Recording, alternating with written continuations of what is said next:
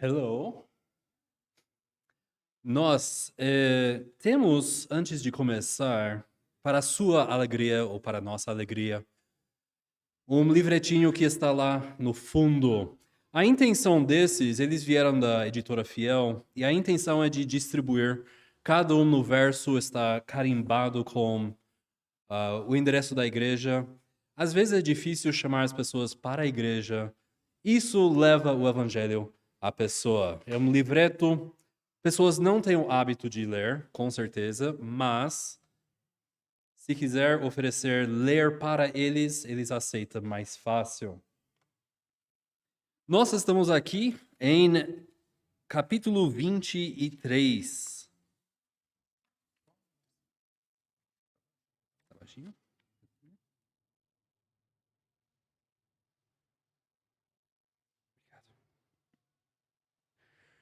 Capítulo 23 dos juramentos e votos lícitos. O nosso desejo é terminar esse capítulo inteiro hoje. Capítulo 23 dos juramentos e votos lícitos.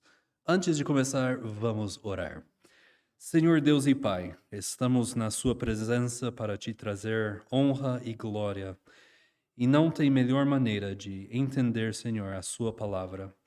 Pedimos que aplica ao nosso coração, que nos mostra e ilumina, Senhor, as verdades da Sua palavra, para que nós podemos ser frutíferos na nossa geração, ensinando os outros e sendo humildemente ensinado por Ti. Em nome de Cristo que oramos. Amém. Quando nós começamos a falar sobre capítulo 23, nós falamos 2 semanas atrás sobre a relevância. E esse capítulo foi escrito tendo em mente a ideia católica romana de fazer votos de pobreza, fazer votos de celibato, para fazer juramentos e todas essas coisas. Esse é o contexto histórico. E você pergunta, mas Dave, não é uma boa ideia que nós ensinamos as pessoas a não fazer eles jurar a não fazer um pecado que eles estão cometendo? Essa é a pergunta. A Igreja Católica vê algum comportamento errado e a solução que eles dão é um voto, uma penitência, alguma coisa. Você está dizendo, David, que a Bíblia quer que todo mundo faz o que bem quiser e Deus vai resolver isso para nós? A resposta é patentemente não. E deixa eu te explicar um pouco por que não é.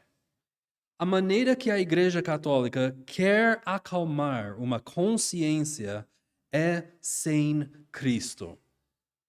Isso é o grande problema de fazer votos ilícitos e juramentos e se castigar de obras, porque não acalma a consciência.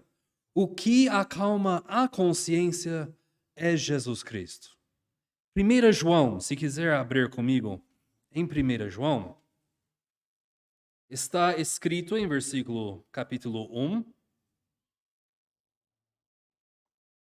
1 João capítulo 1, versículo 7 diz: Se andarmos na luz como Ele está na luz, mantemos comunhão uns com os outros, e o sangue de Jesus, seu Filho, nos purifica de todo pecado. Essa é a cura para a alma. Essa é a cura para a consciência, é Jesus Cristo.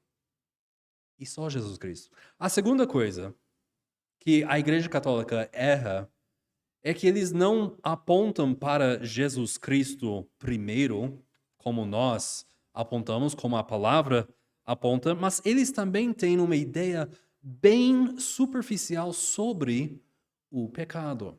Eles têm uma visão muito superficial sobre o pecado. Eles pensam que um juramento, um voto, um novo propósito de vida vai resolver a questão do pecado. Simplesmente, se eu tenho problema com bebida, eu não vou mais beber, eu faço esse juramento e está resolvido.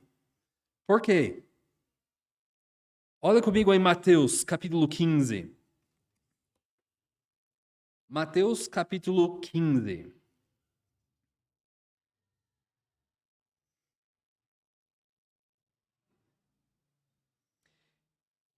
E,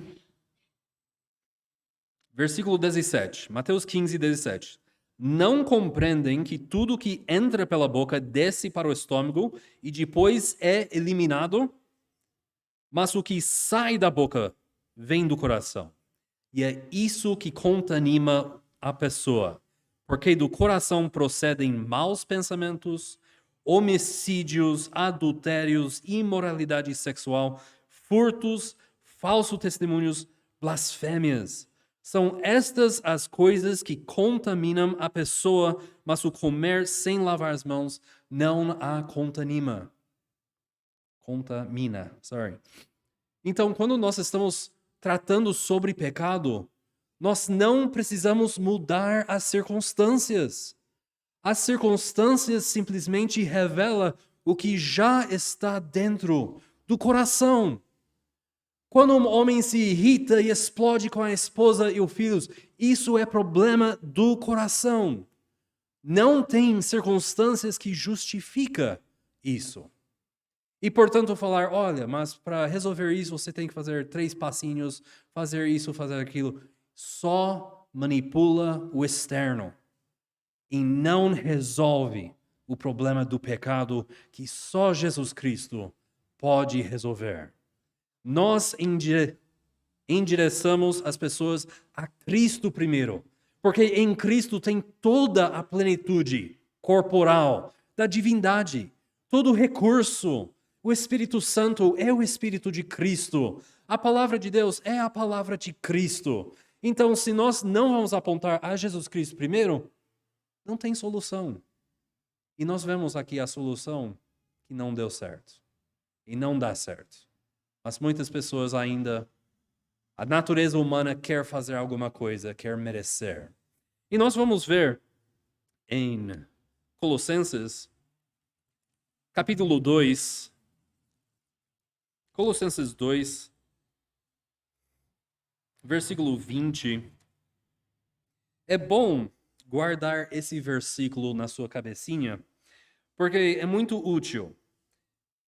Colossenses 2, versículo 20. Se vocês morreram com Cristo para os rudimentos do mundo, por que se sujeitam a regras como se ainda vivessem no mundo? Não toque nisto, não coma disso, não pegue naquilo.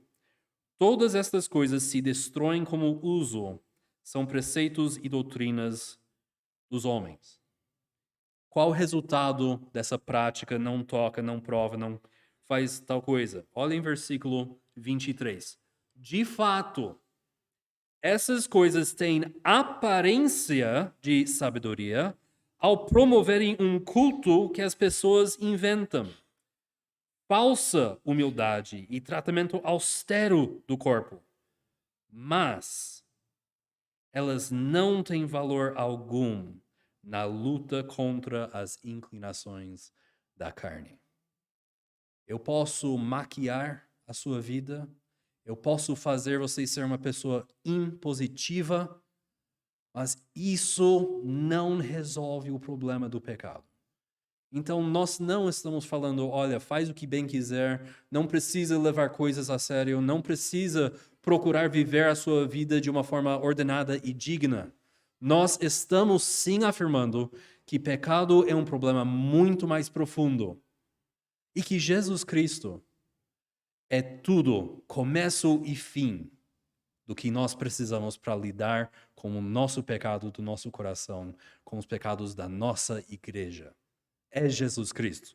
Por isso, quando nós abordamos capítulo 23, nós estamos falando sobre essas pessoas que estavam se devotando ao monasticismo, estavam tomando esses votos, e nós vimos que a Bíblia fala sobre votos e juramentos legítimos.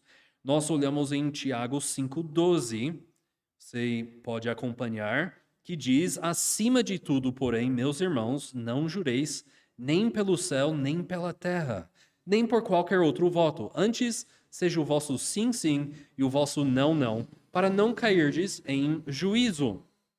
Ele fala acima de tudo. O irmão de Jesus Cristo falando acima de tudo, não juras. E ele simplesmente está repetindo que Jesus Cristo, o irmão dele, disse em Mateus 5, 33 a 37. Também ouvistes que foi dito aos antigos: não jurarás falso, mas cumprirás rigorosamente para com o Senhor os seus juramentos. Eu, porém, o Filho de Deus, digo: de modo algum jureis, nem pelo céu, por ser trono de Deus, nem pela terra, por ser estrado de seus pés, nem por Jerusalém, por ser cidade do grande rei. Nem jures pela tua cabeça, porque não podes tornar um cabelo branco ou preto. Seja, porém, a tua palavra sim, sim, não, não. O que disto passar vem do maligno. Os judeus, eles tiveram enaltecido a estratégia de falar uma coisa com a boca e fazer outra coisa com a vida. E Jesus Cristo está elevando o padrão de santidade, que precisa ter essa coerência. Se você fala sim, precisa ser sim. A sua intenção precisa ser sim. Se você fala não, a sua intenção precisa ser não. É assim que um filho de Deus vive. Ele tem palavra. E quantos de nós já fomos machucados por pessoas que simplesmente falaram, prometeram, quiseram, construíram na nossa cabeça uma coisa e no final de tudo não deu certo. E quantas vezes nós também fizemos isso para as outras pessoas? Então Jesus nos chama a falar sim, não. Não precisa intensificar o seu sim com juramentos. Mas nós vimos que existe juramentos e votos porque os homens são mentirosos. Isso é a grande questão. O ser humano é mentiroso. Então aqui na palavra de Deus existem alguns preceitos a ser tratado. Deus é totalmente confiável, o homem totalmente inconfiável. E quando nós falamos sobre isso 2 semanas atrás, falamos sobre o casamento especificamente. O voto que nós fazemos em frente de autoridades sociais, de autoridades eclesiásticas, de autoridades do governo. Tem alguma importância quando a noiva e o noivo falam sim, vamos ficar até a morte nos separar? Tem algum valor nisso? Claro que tem. Tem peso isso. Mas se a gente muda e os amigos que a gente testemunharam no nosso casamento ficam para trás, a igreja fica para trás, será que alguém importa com o juramento que foi feito? E a resposta é sim. Deus se importa com o juramento. Isso é o ponto de Eclesiastes 5:5. Melhor é que não votes do que votes e não cumpras. Pode ser a traição mais ligeira. Deus vê, Deus cobra.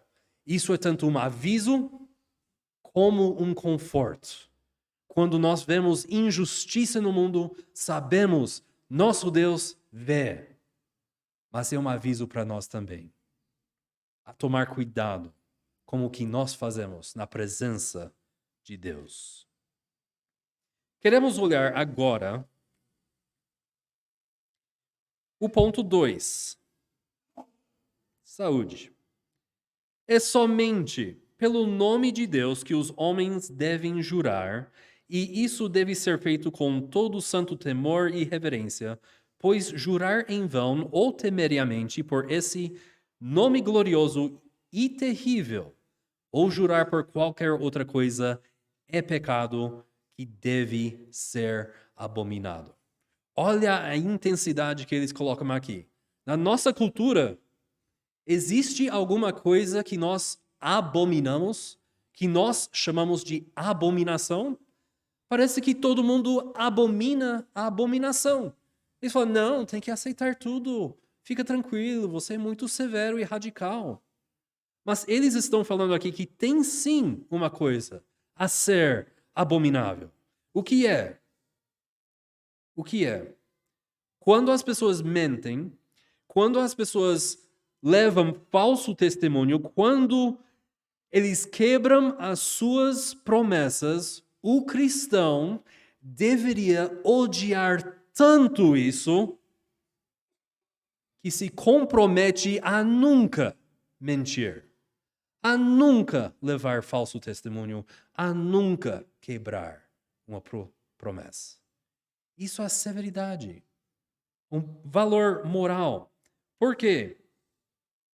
Jurar em vão ou temerariamente por esse nome glorioso e terrível, ou jurar por qualquer outra coisa é pecado que deve ser abominado.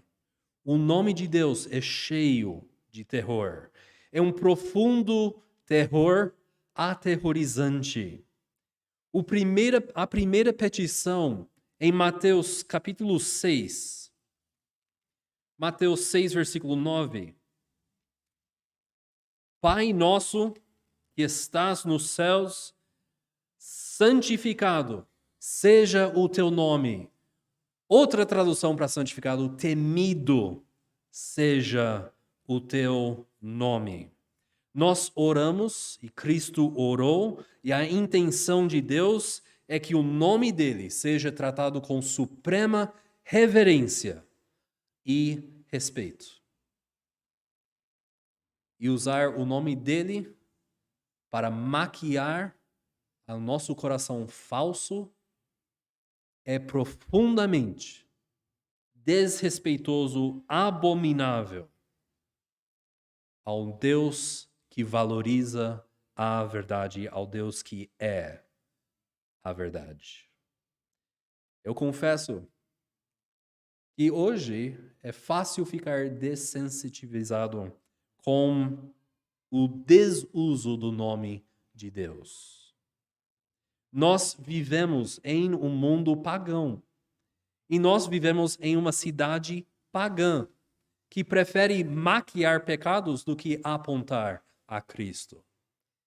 E o mais rápido que nós entendemos e aceitamos essa realidade, que vivemos nas trevas, mais fácil e mais rápido vai ser nós ministrar sal, luz para as trevas ao nosso redor.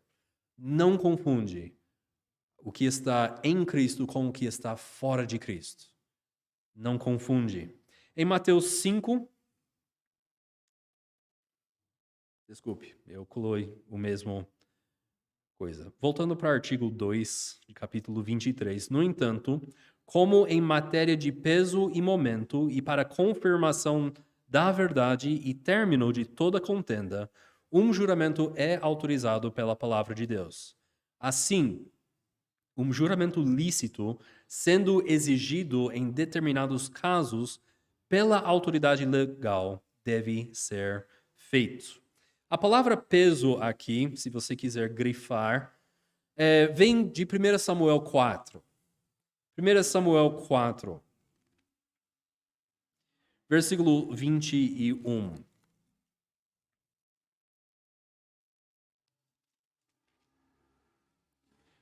Que diz: mas chamou ao menino Icabó, dizendo: foi-se a glória de Israel. Isto ela disse porque a arca de Deus fora tomada e por causa do seu sogro e de seu marido. O contexto aqui faz toda clareza sobre esse versículo. O contexto é: os filisteus estavam invadindo Israel. E Elias, o grande sacerdote Elias, ele levou a arca, ele levou os 2 filhos dele também para essa guerra. O resultado foi que os 2 filhos de Eli morreram e também Eli, ouvindo essa notícia, morreu e a arca foi capturada. E a esposa de um dos filhos estava dando à luz um filho. E qual nome que ela deu para esse coitado? Foi-se a glória de Israel, porque a arca de Deus fora tomado e por causa do seu sogro e de seu marido. Quando ela fala foi-se a glória, a palavra no hebraico é kabod, literalmente significa o peso. Tudo que mantinha Israel junto, assim, girando certamente, era a glória de Deus. E foi-se embora. Por isso, quando eles vêm aqui, Eles falam, os hebreus, o maior significado, o maior peso é a glória de Deus. E para nós, cristãos, deste lado de Cristo na cruz, precisamos também ter o mesmo peso em cima da glória de Deus. Se não estamos aqui para servir a Deus, para glorificar o seu nome, simplesmente não entendemos por que nós fomos criados. E se não entendemos que nós fazemos tudo, vivemos tudo para a glória de Deus, então sim, nós vamos entrar em promessas de casamento, votos de membresia na igreja, votos de consagração de pastores que não têm valor, que não têm peso, porque não é vinculado. Por isso, nós lembramos Eclesiastes 5:5. Melhor é que não votes do que votes e não cumpras. Ponto 3. Todo aquele que prestará um juramento garantido pela palavra de Deus deve considerar devidamente o peso de um ato tão solene, e que nele nada afirme, senão o que saiba ser a verdade, pois pelos juramentos precipitados, falsos e vãos, o Senhor é provocado, e por eles esta terra se lamenta. Abre, por favor, em Juízes 11. Temos um homem que fez um voto.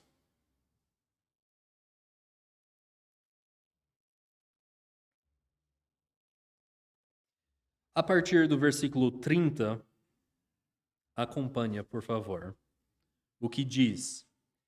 Fez Jefté um voto ao Senhor e disse: se com efeito me entregares os filhos de Amon nas minhas mãos, quem primeiro da porta da minha casa me sair ao encontro, voltando eu vitorioso dos filhos de Amon, esse será do Senhor, e eu o oferecerei em holocausto. Esse é o voto. Teologicamente, chamaríamos esse sujeito de estúpido. Estúpido. Mas vai piorando. Assim, Jefté foi de encontro aos filhos de Amon a combater contra eles, e o Senhor os entregou nas mãos de Jefté. Este os derrotou desde Aroer até as proximidades de Menite, 20 cidades ao todo, e até Abel-Queramim. E foi muito grande a derrota. Assim foram subjugados os filhos de Amon diante dos filhos de Israel. Voto. Deus abençoou pela sua graça. Ele abençoou esse homem estúpido e ignorante que fez um voto tão precipitado. Mas agora, a pergunta é certo? É certo ele manter esse voto? Olha como a história continua. Vindo, pois, Jefté a Mispá, a sua casa, saiu-lhe a filha ao seu encontro, com adufes e com danças. E era ela filha única, não tinha ele outro filho, nem filha. Quando a viu, rasgou as suas vestes e disse: ah, filha minha, tu me prostrares por completo. Tu passastes a ser a causa da minha calamidade, porquanto fiz voto ao Senhor, e não tornarei atrás. Será que a lei de Moisés não foi claro em falar não matarás? Será que nesse caso não seria mais certo quebrar um voto do que oferecer a sua filha em holocausto? Isso é a tamanha ignorância e estupidez de pessoas que fazem um voto que confronta o mandamento do próprio Deus, que é uma afronta a Jesus Cristo. E depois fala: não, eu sou homem se eu guardar a minha palavra. Por isso, em artigo 3, ele fala: todo aquele que prestará um juramento garantido pela palavra de Deus deve considerar devidamente o peso de um ato tão solene e que nele nada afirma senão o que sabe ser a verdade, coerente com as Escrituras. Pois pelos juramentos precipitados, juramentos falsos, juramentos vãos, o Senhor não é aplacado, o Senhor é provocado, e por eles esta terra se lamenta. Quando alguém promete alguma coisa, e essa promessa o faz pecar, ele não somente pode quebrar, mas ele tem a obrigação moral de quebrar essa promessa. Um exemplo mais recente foi no Texas. Tinha um bilionário de Texas, homem de grandes terras, gado, e eles acharam petróleo na terra dele. Riquíssimo. Ele começou a viver de uma forma chamada dízimo invertido. Ele prometeu que ele viveria com 10% e 90% ele daria à igreja. E todo mundo vendo o status dele, um homem bilionário, começou a pegar fogo entre os evangélicos, que talvez isso seria um caminho para a bênção de Deus, de ser rico também. Então, tinha algumas pessoas com um salário que se embarcaram nessa jornada. De 10% para as minhas necessidades, 90% como dádiva a Deus. Quando você precisa dar 90% e a sua família está padecendo necessidade, não somente tem a liberdade de quebrar esse voto, mas deve quebrar. Obrigação moral. 4. Um juramento deve ser tomado no sentido claro e comum das palavras, sem equívoco ou reserva mental. Por isso, está dizendo que não devemos fazer um voto com nosso coração, tendo a intenção de nunca guardar essa promessa. Vou na sua casa qualquer dia. Até hoje não apareceram, mas faz tempo que eles me prometeram isso. As pessoas amam ambiguidade. Eles amam equivocar os outros. Eles amam usar um sentido e depois falar, bom, não era exatamente isso que eu disse, não era exatamente isso que eu queria dizer. E depois eles vão explicando, não precisamos ser destes. Um juramento deve ser tomado no sentido claro e comum das palavras, sem equívoco ou reserva mental. Não devemos usar linguajar que nos dá um escape se tudo dá errado. Devemos usar o português claramente, comumente falado. Em Salmos 24, versículo 4, o que é limpo de mãos e puro de coração, que não entrega a sua alma à falsidade nem jura dolosamente. Quem é que vai subir ao monte do Senhor? Quem é que pode falar, olha, eu posso subir ao monte do Senhor porque nunca entreguei a minha alma à falsidade nem jurei dolosamente? Salmos 24 está falando sobre Jesus Cristo. E se nós somos seguidores de Jesus Cristo, convém que seguimos o nosso Senhor Salvador, Príncipe Redentor, na forma clara e comum das palavras, sem reserva, sem reserva. 5. Um voto não deve ser feito a qualquer criatura, mas somente a Deus, e deve ser feito e cumprido com todo cuidado religioso e finalidade. Essa seção, essa parte, esse artigo, está aqui por causa do terceiro mandamento. Em Êxodo 20, versículo 7, diz: não tomarás o nome do Senhor teu Deus em vão, porque o Senhor não terá por inocente o que tomar o seu nome em vão. Então, um juramento é para ser jurado a Deus, não alguma criatura da criação de Deus. Quando nós fazemos juramento por causa da criação, ou pelo sepulcro da minha mãe, ou seja lá o que for, nós estamos elevando essa coisa à posição de Deus. E nós já vimos isso acontecer em Romanos 1, versículo 25. Romanos 1:25 diz: eles mudaram a verdade de Deus em mentira, adorando e servindo a criatura em lugar do Criador. Não pode. Mas, continuando o artigo 5, os votos monásticos que os papistas fazem de celibato perpétuo, pobreza professa e obediência regular. Então, como nós falamos de início, não é surpresa que eles estão escrevendo isso tendo em mente as práticas da Igreja Católica. Os reformadores queriam articular teologia contra as verdades, as coisas que não estavam na palavra de Deus. Eles não aceitavam a ideia de votos perpetuais de celibato ou de pobreza para toda a vida, porque não é necessariamente uma virtude em primeiro lugar. Não é necessariamente virtude em primeiro lugar. Isso nos leva de volta ao início.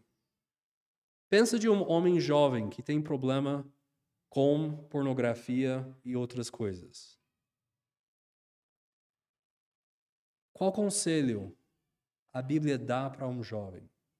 Olha em 1 Coríntios, capítulo 7, versículo 2. Mas por causa da impureza, cada um faz voto? Não. Cada um tenha a sua própria esposa e cada um o seu próprio marido. Versículo 9 também. Caso, porém, não se dominem, que se casem, porque é melhor casar do que viver abrasado. De alguma forma, esse pecado do coração, que você coloca um band-aid em cima, vai aparecer. Pode aparecer como desvio sexual para os mesmos gêneros ou para idades muito inferiores. Vai aparecer. A solução bíblica para impureza não é voto. Casa. Fica à vontade, não é pecado. O casamento tem virtude. Você vai ser transformado na imagem de Cristo, a sua esposa vai ser transformada na imagem de Cristo, e é bom para a sociedade. Qual é a cura para alguém que era ladrão, que roubava? É falar, agora eu vou viver pobre, perpetuamente pobre, eu vou dar tudo embora. Não! A Bíblia fala em Efésios 4, versículo 28. Aquele que furtava, não furte mais, mas não para aí. Antes, trabalhe, fazendo com as próprias mãos o que é bom, para que tenha com que acudir ao necessitado. Isso é transformação. Alguém que antes se entregava à ganância, agora está trabalhando para suprir necessidade dos outros. Os votos e juramentos da Igreja Católica são simplesmente maquiagem quando a palavra de Deus oferece uma transformação mais profunda, mais abençoada e aponta a Jesus Cristo. Olha a conclusão que eles fazem. Em vez de serem graus de mais elevada perfeição, artigo 5, conclusão, em vez de serem graus de mais elevada perfeição, não passam de laços supersticiosos e pecaminosos, nos quais nenhum cristão deve enredar-se. Nós, cristãos, salvos em Jesus Cristo, somos chamados a viver pela fé. Isso significa mais do que simplesmente confiando em Deus. Isso envolve refletir o caráter de Deus quanto ao cuidado com a verdade, quanto à fidelidade com as suas palavras. Nós precisamos respeitar a nossa palavra. Como pessoas da palavra, a nossa palavra deve ter peso. Tem alguma dúvida ou pergunta sobre capítulo 23?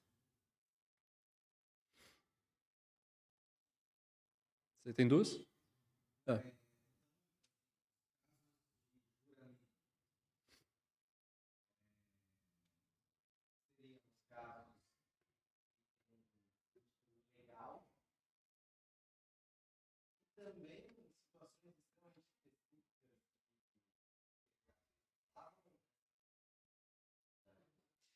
No Antigo Testamento, o religioso tinha efeito de autoridade legal também.